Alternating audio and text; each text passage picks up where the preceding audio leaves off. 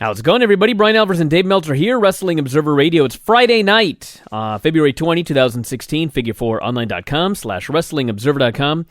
A rare Friday night show, but we would be quite remiss if we did not report on the worst fight in Earth's history. Kimbo Slice and Dada 5000. And Dave, I don't know if you've seen this yet, but on MMAfighting.com, I actually haven't seen the video. I just saw this right as we started. I'm just going to read you the headline. Scott Coker was, quote, really surprised by how Kimbo Slice Dada 5000 turned out. I think everybody was surprised. Surprised? What were you all expecting? Everybody was expecting a first-round knockout within 2 minutes, but they just weren't sure who would do it. And then once those guys didn't knock each other out, then it got really weird. They were just exhausted. And yeah, it was a horrible fight. I don't know if it was the worst fight ever. Oh my God! What could be worse? Ken Shamrock Dan Severn was pretty bad in a different way. It was in a different way, yes. Yeah, I mean, two guys staring at each other for 28 and a half minutes. I mean, this one was two guys who were exhausted for about about 12 or 13 minutes. Just kind of, I mean, it was. You know, it's just those two guys so gassed out so quick and throwing punches that didn't hurt. And then finally, Dada 5000 basically lost it because he couldn't stand up anymore. I mean, it really wasn't the punches. I mean, he took punches, but they weren't hard punches. But it was just like he was just so tired he couldn't stand. And Kimbo was so tired he couldn't stand. I mean, they both in the third round had to be dragged off their stool. They couldn't get up from their stool, and they're just standing there. And oh man, I mean, it's just two guys that were just, yeah. I don't know that I've seen two guys more tired so quick, you know. And the fight kept going. There was a Frank Mir fight. I think it was with Dan Christensen many years ago. That this was kind of reminding me of when Frank Mir was really, really out of shape, and but still, I mean. He wasn't out of shape at the level these guys were. I mean, these guys were not in shape to fight, and that's a problem. This fight went 1 minute and 32 seconds through the third round. So it was only 11 and a half minutes. It wasn't like it was 30 minutes like the Shamrock and Severn fight. Oh, my God. It wouldn't have gone. There's no way. This literally was as long as it could have gone. It could not have gone any longer because Dada just collapsed. Yeah. No, you know what? There was an Andrei Arlovsky fight with Tim Sylvia that was like so freaking horrible. That was 5 rounds of horror. I mean, I've seen some Tim Sylvia 5-round horrible fights. So this really was, I mean, because this was a weird spectacle and everything. It was really horrible, but I really, when I think about it, it really wasn't the worst fight of all time. Dave, let me tell you why it was the worst fight. I have a factual statement here why it was the worst fight of all time. Yeah. Because John McCarthy, arguably the greatest referee ever. Oh, because he had to stand the guys up from mount position. He stood them up from the mount. I never thought I would ever see that. I mean... And it was John McCarthy. It wasn't some dingbat random referee. He made the right call. Oh, I know. Think about that.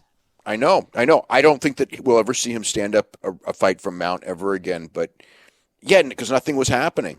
Look, he was breaking them up. He was breaking them up from clinches like 5 seconds in because they were just hanging on to each other so they wouldn't fall down. I mean, I think he pretty much knew that somebody was going to knock somebody out, but then neither of those guys had the power to knock any. You know, they didn't have any power at all, and they could barely throw. It was. Let me tell you about the third round, everybody. They have to be helped off the stool. This is after 10 minutes. And by the way, I thought the best moment of the fight, besides the stand-up, was when they were clinching, and all of a sudden, Kimbo just fell to his knees. And Dada 5000 goes to his knees, because he didn't know what the hell else to do, and they're both sitting there on their knees, and Kimbo tips him over and mounts him, and then lays on him until John McCarthy stands him up. They come out for the third round, and Kimbo's landing these shots against the fence, and finally he hits him with a shot, and Dada just kind of falls, and he's leaning on him. The only thing holding up Dada 5000 is Kimbo, but Kimbo is too tired to hold him up, so Kimbo just moves to the side a little bit, and Dada stumbles to his doom. That was the end of the fight. Yep. What a battle! Yeah, I don't know what you do next. I mean, how do you book this guy? I mean, you got to really work hard to find guys as bad as Dada 5000. Well, I presume Dada 5000 will not be fighting in Bellator again. Maybe I'm wrong. No, I think we've seen the end of him. I think it's easy. You do Kimbo versus Hoist Gracie. I guess you could. Why the hell not? You could. I don't know. At this point, why the hell not? Yeah, I mean, you put Kimbo against Rampage. It would draw ratings. I mean, Rampage would kill him, but I think Kimbo and Hoist, believe it or not, would do better ratings. We'll see. Who cares? It doesn't matter. But that was a semi-main event, everybody. And then in the main event, you've got to imagine the storyline here. Oh, it was so sad, that main event. It's Hoist Gracie versus Ken Shamrock. And they come out and they're having a kickboxing match. No, they're not. They're just they're dancing around. Hoist threw some kicks. He threw several kicks, actually. Yeah, but come on. He didn't tape his fists, they said, because he wanted to grapple better, which I guess the commission allowed. Can you imagine? Oh, you don't want to tape your fists? Okay, no problem. Don't worry about it. That was I couldn't even believe that. I guess I could, but Jesus, that was. So in the middle of this, how do you allow that? They get close to each other, and Hoist Gracie knees him right in the balls, and the referee doesn't see it. And then Hoist knees him in the head. He does a takedown. He gets to the technical mount, and he punches him until the referee stops it. Ken Shamrock is furious. He's screaming at the referee. He's screaming afterwards, a total pro wrestling promo. He did it on purpose! He did it on purpose! They're separating the two guys. And finally, after Ken calms down a little bit, Hoist does an interview, and his defense for kneeing the guy in the balls is he says, "We came from the beginning where there were no weight limits and no rules." And then he smiles, like, I need him in the balls, who gives a shit? We're from the old school. And Ken has finally calmed down a little bit, and Ken says, I was wrong to be mad. I'm just very disappointed. And that's how it all ended.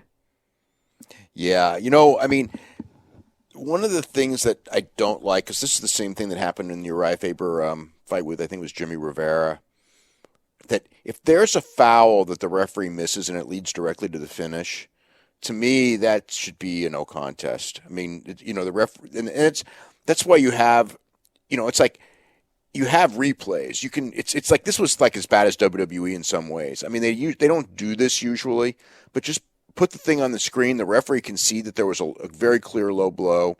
The low blow changed, led to the finish. I mean, I hate endings when when a foul caused the ending. And there's a rule in Nevada. I have no idea what the regulations are in Texas, if they have it or not. There are no regulations. But whatever the hell you want to do, go for it. But that should be a uniform rule.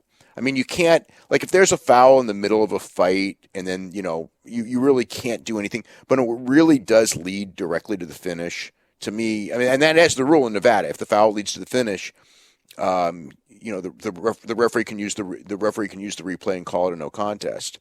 But there, it's like, there it is right there on the screen, the low blow, and they're just letting the thing go like, well, he won.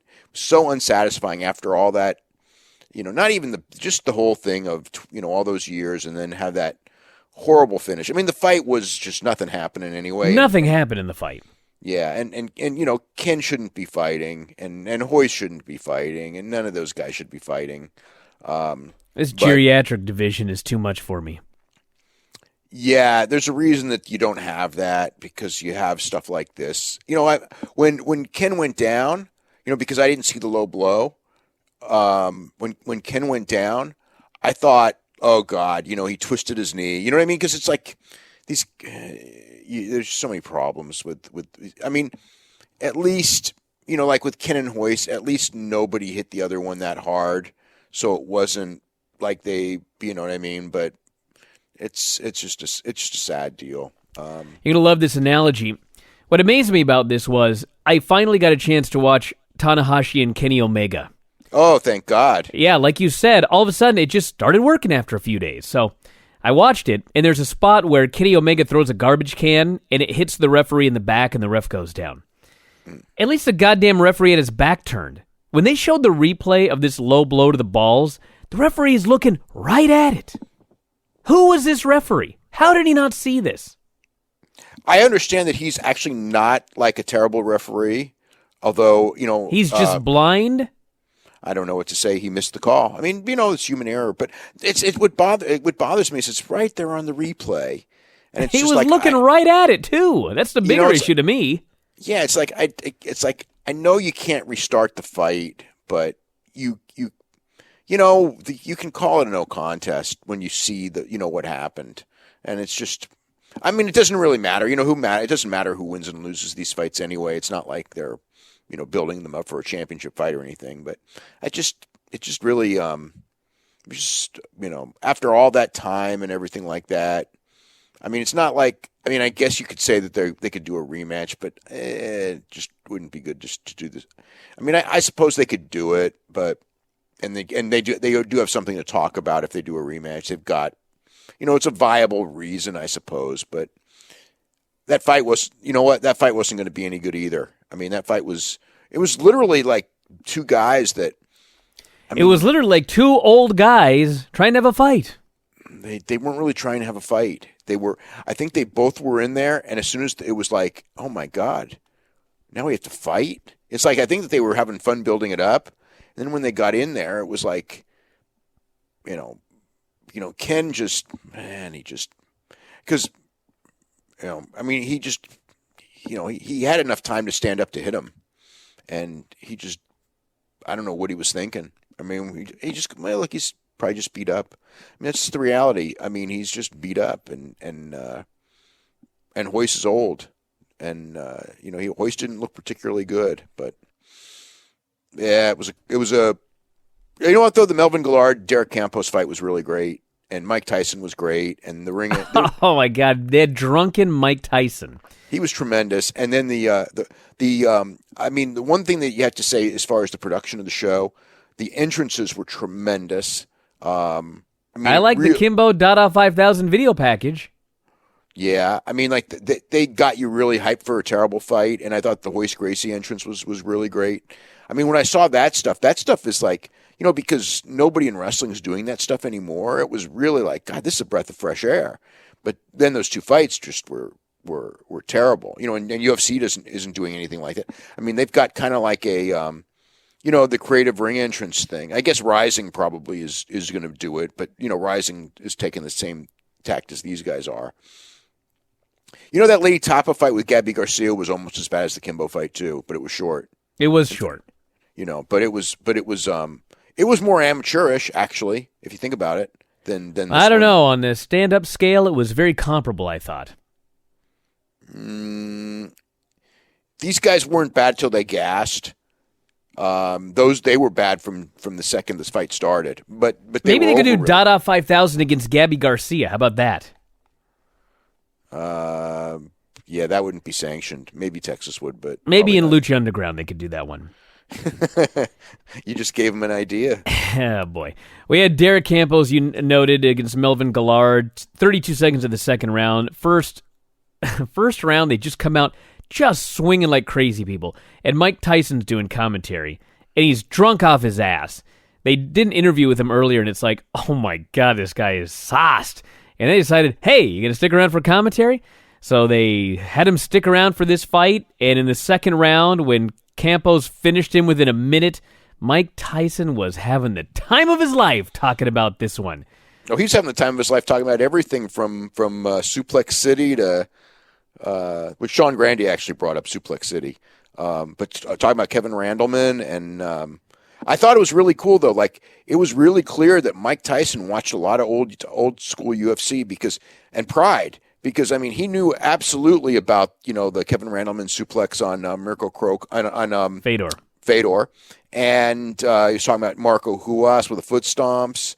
And just went off on Dan Severn, because we were talking about Hoist Gracie and Ken Shamrock. And she's like, I was like, Dan Severn, that was a bad dude. And he was just, going off. And they couldn't think of Keith Hackney, but it's like the guy who knocked out the sumo wrestler what was his name? And I was pretty entertained by all that. I thought he was just, I'm surprised that he was doing that because, he's so tight with Dana and everything that, it's kind of like, you're tight with Dana and you're just doing commentary on Bellator. Well, you have one too many and you end up doing this.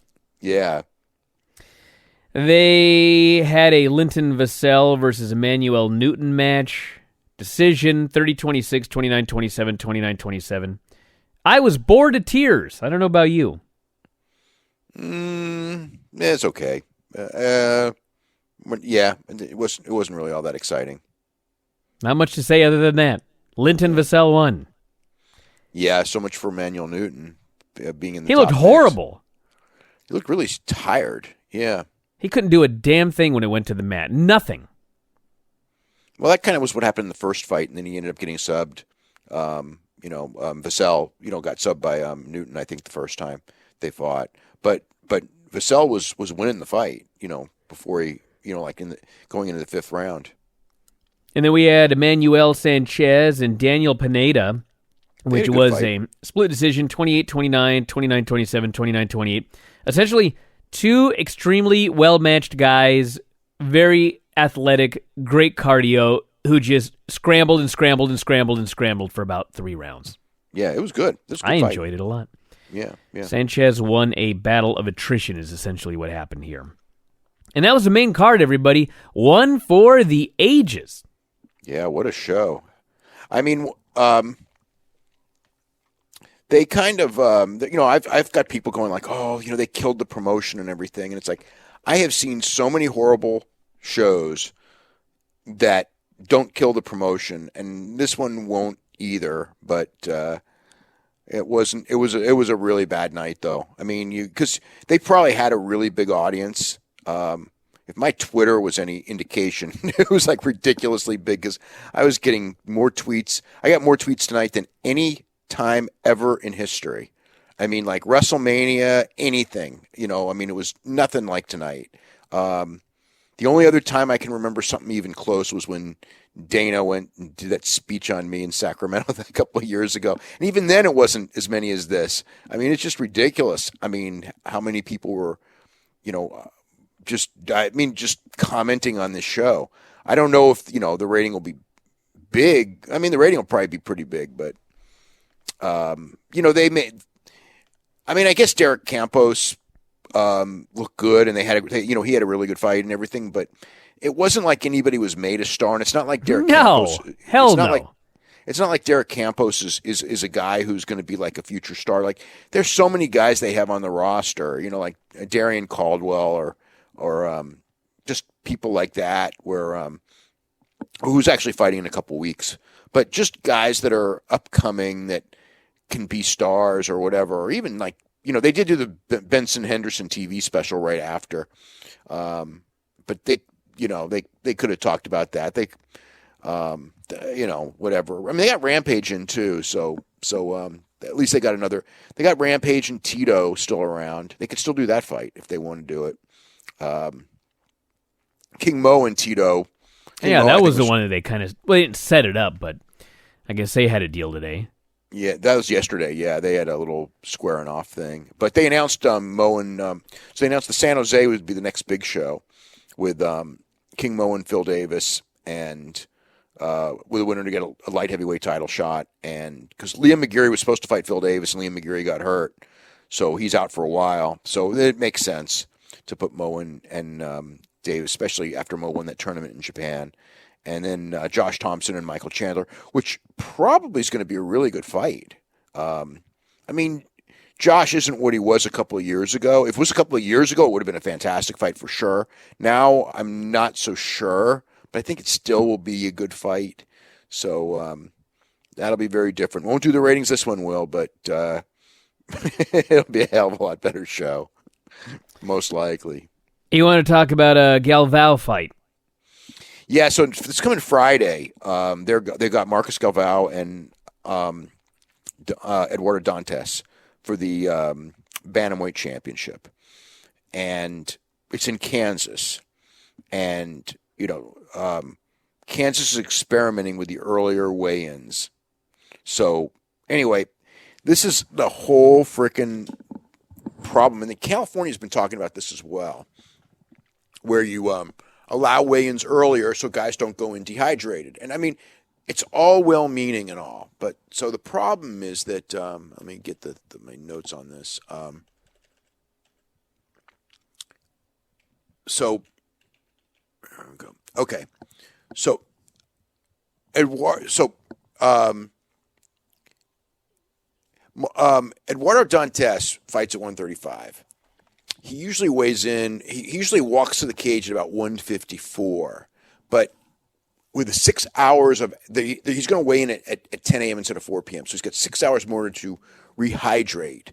So he's expecting that he's going into the cage at 159, while Galvao is expecting, because Galvao barely cuts, so he's probably going to go in at less than 140. So we're talking about a 20-pound weight difference in this fight. And it's like, that's the whole reason that we have weight classes, so we don't have guys 20 pounds heavier than the other. But at least they're not dehydrated. Yeah.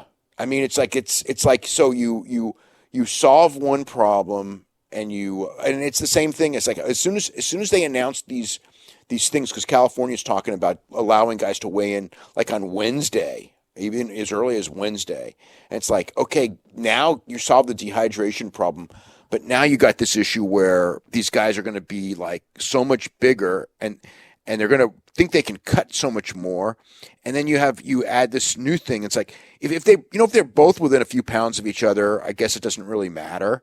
But when it's going to be a 20-pound difference this coming Friday in a championship fight, it's just like, God, that's... Which, by the way, brings up the question. So the idea behind not wanting these guys to be dehydrated is when you're dehydrated, your brain is more susceptible to injury. Absolutely, and it is. Okay, so what happens when one guy is 20 pounds bigger and stronger than the other guy and punches him in the head? Yeah, that's not Who gives a shit? Yeah, that's... Because he's not dehydrated, everything's cool? Yeah, no, it's bad. It's a bad situation. I think that the way, well, we haven't seen the long term of the one fighting championship thing, but maybe they have the right answer. But then, maybe they do. Time will tell. But this is not it. The other thing, so California is also talking about hydration tests, where if a fighter is dehydrated, they won't let him fight. And Scott Coker was all worried about running a championship fight because he's afraid that they're going to go in there and they're going to test these. Melvin might be in it?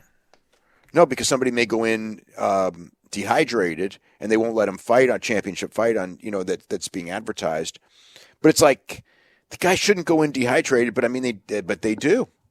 So it's like we're picking poisons and everything, but I don't know, this 20-pound difference this coming Friday. I mean, granted, I just watched the fight, the UFC fight a couple weeks ago with Serkinov, and that was like that had to be every bit of between 20 and 25-pound weight difference.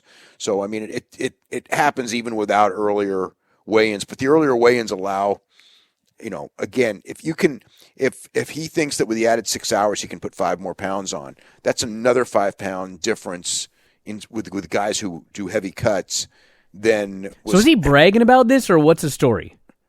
Yeah. He was just explaining that, like, I usually go in at 154, but now that I got 6 more hours, I can go in at 159. Oh man! And this is the 135-pound weight class. Man, that's manly to go into a 135-pound fight at that weight. Well, that's what Connor they said was 174 at the when he fought Aldo. And Aldo was probably every bit of 165. So it wasn't. They didn't have a massive size difference, but that's. Yeah, I don't know. Freaking Connor. I don't know how Connor's ever going to make 145 again. He's gotten really big. He's enormous. Yeah. He's gotten really big for this fight with Dos Anjos. I don't know if this is the case, but I think the scalpers are taking like a real bath on that show because I think that the a lot of these sellouts, whether it's pro wrestling, because was it there's like the NXT show, the one that they had at University of Central Florida, the one that they've been airing the stuff on now. You could have gotten because they thought that there's going to be so much demand, so the secondary market bought up all the tickets and everything, thinking that they could resell them at a high price. And I remember that you could get a ringside seat at that show for $4 because they couldn't unload the tickets. And I mean that's been happening, and what happened is that UFC show. I mean it may be sold out now, but when I was at the weigh-ins for the Hendricks fight, and they still had tickets left, so that's still a month out. But they didn't have many left, so it's that really high gate. I don't know if it's gonna be a $10 million gate or something, but it's gonna be a really high gate, and but it just seems that they went to the well one. I mean, they sold the tickets because the ticket brokers bought them, but they went to the well one time too often because I guess the number of people who are coming in from Ireland is way, way down compared to the last couple of Conor fights, which makes sense because he just fought in December, and it's several $1,000s, unless you're really, really rich. You make the trip in December, spend all that money plus the big ticket money and everything like that. Come March 5th, you're not ready to come again. I think July you're okay to come, but March 5th is asking a lot. Plus, everybody kind of knows he's probably going to fight in July anyway on a bigger show. So, maybe, and then I think that's why Conor's probably been talking about, hey, let's fight on the East Coast. Let's do it in, Boston or something like that. I think they realize that they've asked people to come. You can't keep going to the well, so to speak. And then the Vegas thing is going to be, some of the shows are tough sells. I mean, so they've had some of the shows where they haven't sold a lot of tickets. I mean, the big ones will always be big, but they're going there way too much. So what's the story with the BJ Penn? Well, he's not fighting on the April show as he was going to, because UFC has put him. UFC is not going to have him fight until they investigate the charges that one of the guy who was the editor of his website claimed that BJ sexually assaulted his girlfriend. And it's he was all over Twitter and everything like that. It's a very weird story, but that's what he claimed. And until it's all sorted out, it's probably best that he doesn't fight until they sort it out, because it just is. But who knows? I mean, there's just a very I don't know what to say about it. I just rather wait to really get into it. But that's the thing. There is a claim. They did file a police report, and we'll see. It's weird though. It's just a very weird story. All righty, Ring of Honor in Japan. How was it? The main event with Roderick Strong and Tomohiro Ishii was a great match, and Ishii won the championship. And I've asked, but I don't know yet what that means for the pay-per-view, because Ishii's fighting Hiroki Goto, the Ring of Honor pay-per-view this coming Friday night, and Strong was supposed to defend against Bobby Fish. Now, the Ishii title win was not a last-minute decision, so they obviously know what they're doing, but they didn't. I don't know what it is yet. So it'll either be Ishii defending against, maybe they'll do against Roderick Strong. Maybe Ishii will defend against Goto. Maybe Ishii will defend against Bobby Fish and Roderick Strong will face Goto. I don't know how they're doing it. They'll probably have that announcement pretty quick though. But the last couple of minutes especially, it was good all the way through, but the last couple of minutes were really good. Roddy's a great wrestler, and Ishii, he was able to adapt his style for the Ishii style. It's like sometimes when you have two good wrestlers that do a very different style, it doesn't always work. But I can't say that happened here. These guys, it was really good. The rest of the show was, it was okay. There's a lot of empty seats, which wasn't a good sign. Not a lot, but and they're on. Put it this way, they were visible, and I can't remember seeing so many empty seats visible on a Korakuen Hall show for New Japan in a long, long time. I think one of the Fantastica Mania shows last year, I think one of them had that many empty seats, but not this year. This year they were sold; those shows sold out. So I had been told both shows were sold out and everything like that, but it was it was under 1,400 and it was visible. But as far as the matches went, nothing was bad other than the Delirious Ghetto match was a comedy match. So if it's like there was some entertainment value to it. Ghetto was talking English all the way through it, and I think that was kind of humorous and everything. So it didn't suck, but it wasn't it wasn't a very good match. And Delirious won that match too, which surprised me since Ghetto's a regular there and Delirious is not. But so they opened with Liger and Matt Sydal against Dalton Castle and Ryusuke Taguchi, which Sydal pinned Dalton Castle with a shooting star press. It was fine. It wasn't the fans there. This is Castle's debut, and they there were a lot of the fans were pretty familiar with Ring of Honor, but it's like they kind of were into Castle, but not like they would be in the United States. And Sydal was kind of like, to me, the star of the match, and Taguchi does what he always does. And Liger really didn't do a whole lot. Then we had Kushida and Frankie Kazarian, which was good. Kushida winning with the hoverboard lock after the divorce court off the middle ropes. Nice match. Nothing great or anything, but a nice match. Then Hiroshi Tanahashi, Michael Elgin, Moose, and Tomoaki Honma against Tama Tonga, Cody Hall, Yujiro Takahashi, and Bad Luck Fale. Moose climbed up the ropes into this cross body that people really popped for.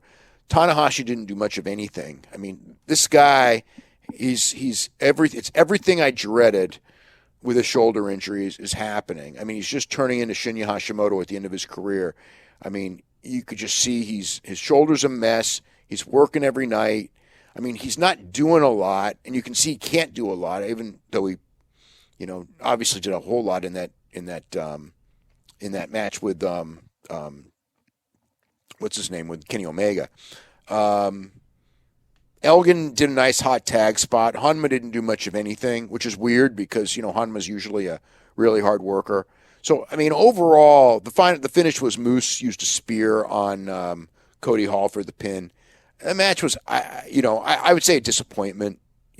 Considering the talent level in the match, it wasn't bad, but nothing special. Then the Young Bucks and Kenny Omega beat Bobby Fish, Kyle O'Reilly, and Katsuyori Shibata. And that one kind of had to happen because the Bucks and Omega on the show that starts like any minute now, actually, are going to be facing the Briscoes and Toru Yano for the Trios Championship. But this was real good. Just what you would expect in a lot of ways. Especially, it wasn't great until Kyle O'Reilly got in, and then freaking Kyle O'Reilly was on fire. And in the end, Matt had that spray stuff that you use to the Freon, whatever it is that you in Japan you when you're injured they spray that stuff on and it kind of numbs you and everything. Well, he sprayed it in the eyes of Kyle O'Reilly, and then I think there was probably a double super kick spot, and Kenny Omega pinned him with the Kyle O'Reilly with the one wing angel, and this was like a real. Usually like he just picks the guy up and like gives him the Falcon Arrow. But this one, it's like he did it like that delayed, like Honma will do with that delayed suplex deal where you get him halfway up. Michael Elgin does this as well. It's like Kenny Omega did that. And so it made it even more impressive. But this was good. This was a good match. Then the Briscoes against Doc Gallows and Carl Anderson Mark did the elbow off the top on Carl Anderson and Jay pinned him. Kind of disappointing. It was kind of like they were just they're just kind of like going through the motions of them. I don't say going through the motions, but you know, it didn't really get to where you would have expected. And then Jay Lethal and Tetsuya Naito against Kazuchika Okada and Yoshihashi. They had a good match, not a great match, and Yoshihashi was on the top ropes, and Evil shoved him off the top, and Jay Lethal gave him the lethal injection. And Jay Lethal was real good here. Okada was real good here. Yoshihashi worked hard. Naito was what he usually is.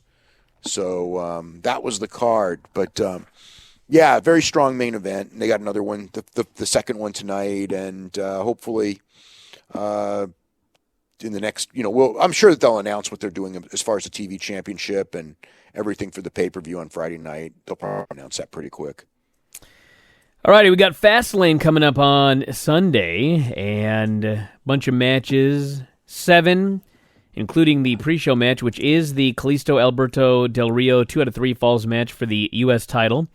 So, I don't know why they're putting it on the pre-show, but I guess we needed a match, so there you go. Let's look at the card. I think maybe they felt they needed time, and I wonder if that means that they're going to do some really long matches on the as far as the historically that match is never long, so I guess we'll see if they change things up. Well, they could do 12 to 15, but yeah, when you do a 3-fall match and you do less than 12, it's like, why are you doing it? That's always my thing. It's like if you're going to go 15, it's okay, and maybe they will, but it's like I always hate when you do a 2 or 3 fall match and it ends up being a short match because then it just looks stupid. We have the main event, which is Dean Ambrose, Roman Reigns, and Brock Lesnar triple threat match. Winner gets Hunter at WrestleMania 32. Strongly teasing on all these shows. SmackDown, for example, that it's going to be Hunter versus Lesnar. And I was thinking about this the other day.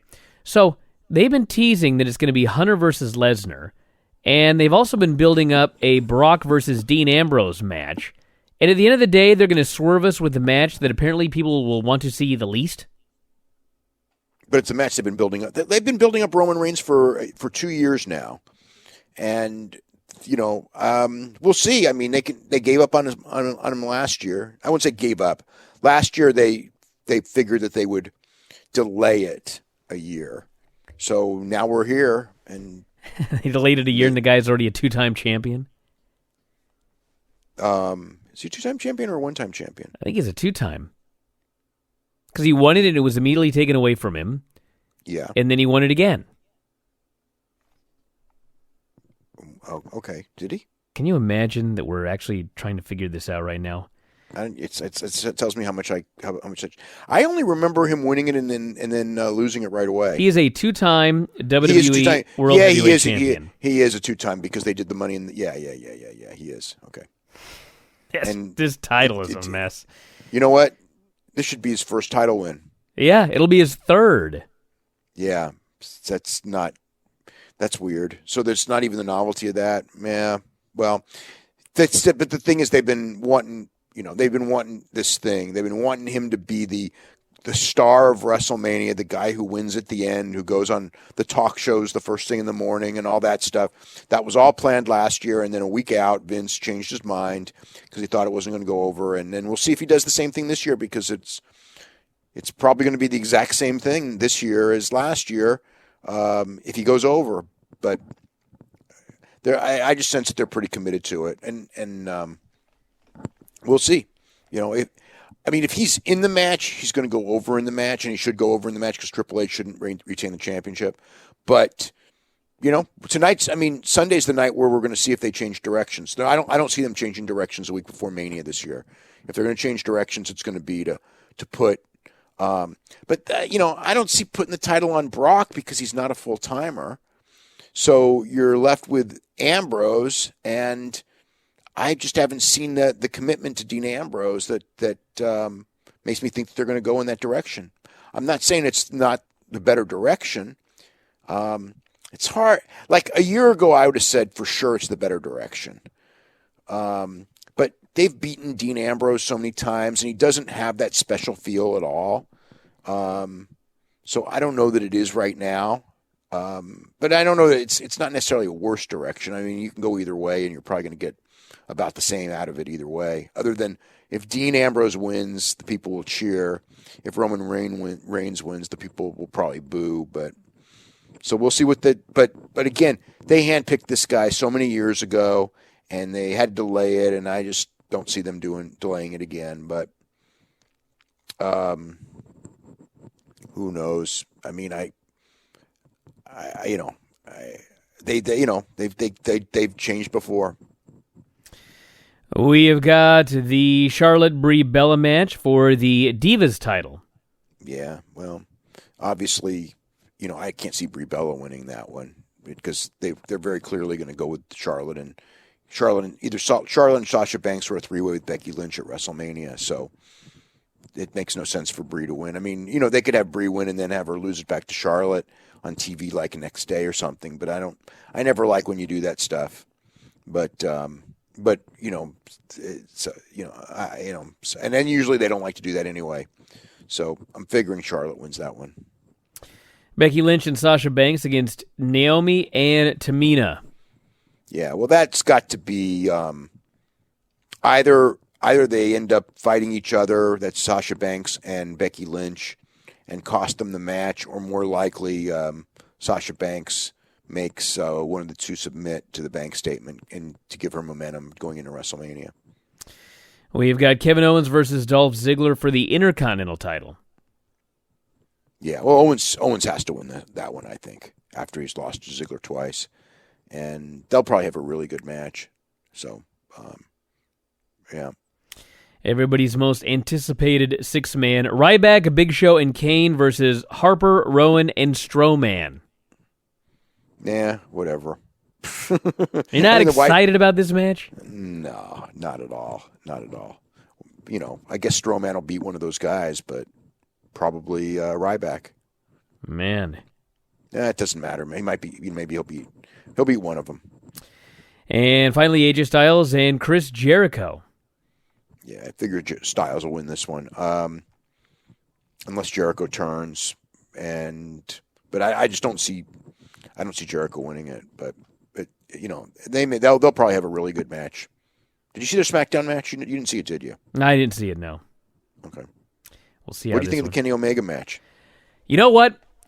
I thought it was really great, and what I loved about it was I have seen so many WWE matches where they're going to give a guy a big win over a star, and for whatever reason, because I know the reason, they don't like anyone to be really beaten, they always try and do some sort of deal where, well, the guy that got beaten had an out.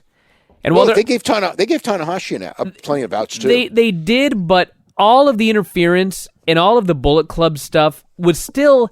There was 10 more minutes after those guys got taken out for the last time. And they went back and forth, and they did all their big moves, and the dude beat him clean in the middle.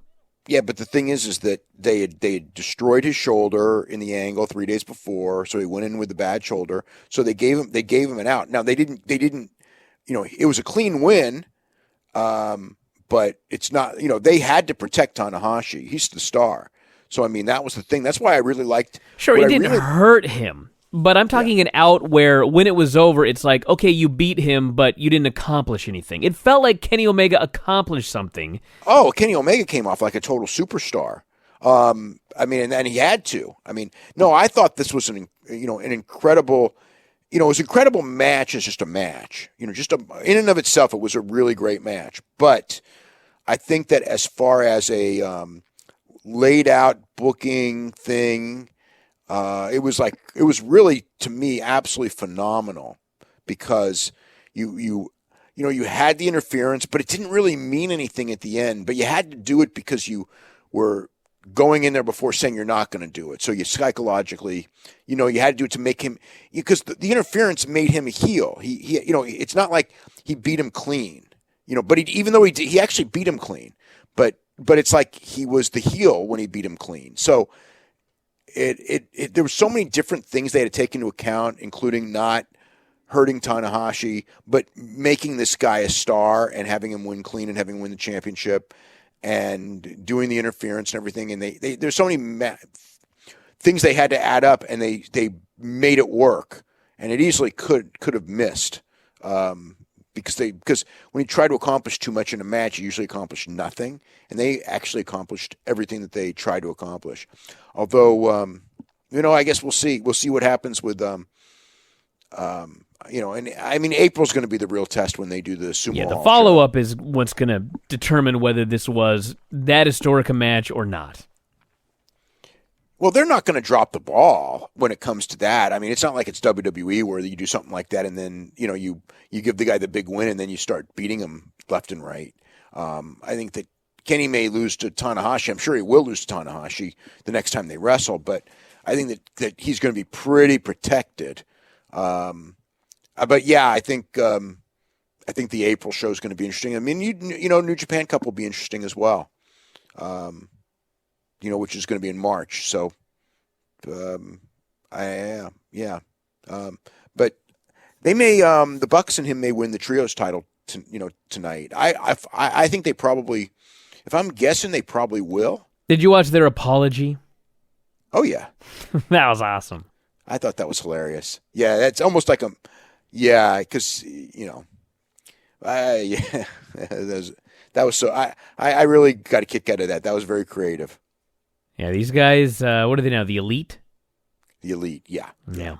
Yeah, so because for people who didn't know, what happened was they gave this totally insincere, they held a press conference, I think it was yesterday, and they gave this totally insincere apology for what happened in Nagata, which is the match that we're actually just talking about, for them interfering and everything. And Kenny Omega starts singing, and then they start singing. It was so campy and ridiculous but I thought it worked. The Bucks were at first, they were like, "What are you doing? Why are you singing? This is horrible." And all of a sudden they do a cut and they're all singing. Yeah. I just think it's a great act. I don't know how it plays in Japan, but it plays well in Japan. The thing is it's like they're doing what WWE and TNA want to do. And every time the WWE and TNA try to do something like that, it's like really bad. Somehow these guys, I guess because Kenny Omega actually can sing a little bit, and the other guys are just so, Well, you know what I think part of it is? I think part of it is that in WWE, and I presume TNA as well, probably to a lesser extent because nobody is quite as crazy as WWE, but it is somebody comes up with an idea and you do what they want and you do 25 takes and they probably just sap all of the creativity out of you. In Ring of Honor, for example, like when they did the Silas Young and the Boys and all that stuff, they just give the dude a camera and they go do something. And the guys come up with something funny and creative and it's great. And I'm sure the same thing with New Japan. It's probably like, go do some wacky press conference and sing or whatever. I'm sure that wasn't scripted.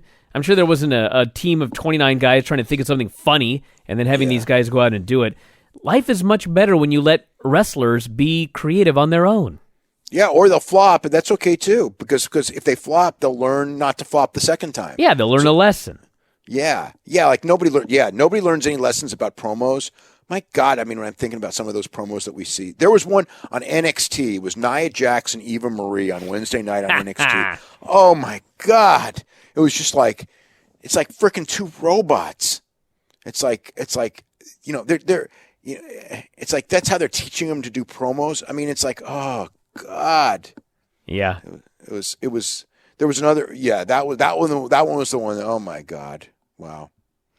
All right, everybody, we're going to wrap it up. We'll be back on Sunday with more after the Fastlane show. We'll talk about all of that, all of the weekend news. Make sure you check out the new Observer, all of the shows, all that good stuff, and we'll talk to you again after a while.